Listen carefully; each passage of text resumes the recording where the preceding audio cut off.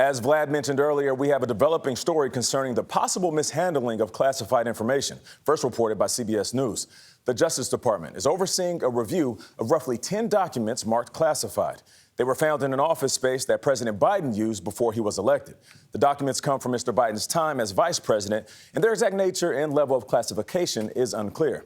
Adriana Diaz was first to report this story. Adriana, good morning. Good morning. 3 sources confirmed this story to our CBS News team. Now, a preliminary inquiry by the Justice Department is nearing its conclusion, but as soon as we broke this news, it set off a political firestorm with Republicans who now control the House of Representatives, and they are asking for answers. CBS News learned roughly 10 documents marked classified were found inside this former office of President Biden, right across from the U.S. Capitol. Sources told CBS News the Justice Department launched the review into the matter after the president's personal lawyers found a small number of documents with classified markings in a locked closet, according to a White House lawyer.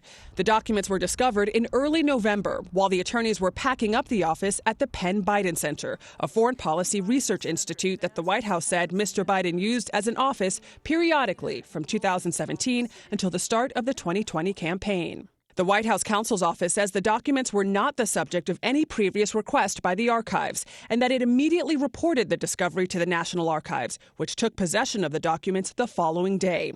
Then Attorney General Merrick Garland asked the U.S. Attorney in Chicago, John Lausch, a Trump appointee, to review the matter and report back. The FBI is also involved in the preliminary inquiry. According to a source, the documents did not contain nuclear secrets, but their exact nature and classification level are unclear. The new Republican Speaker of the House called the discovery very concerning, as other GOP lawmakers demanded answers. Maybe the American people should have had a right to know about it as well. But we'll have to see what these 10 documents are. It is illegal to keep classified material in an unsecured location, but sources say it is not clear whether any crime occurred or if anyone will face charges. If there was some other nefarious purpose or criminal intent behind that, that remains to be seen. But this just could be a case of sloppy record keeping. The classified documents in Mr. Biden's former office were discovered on November 2nd, about 3 months after the FBI executed a search warrant at former President Trump's Florida home and office. That's after he refused to comply with repeated requests to return the materials. FBI agents laid out on the floor some of the more than 100 seized documents marked classified. President Biden was critical when he spoke to Scott Pelley in September for 60 Minutes. How that could possibly happen. How anyone could be that irresponsible.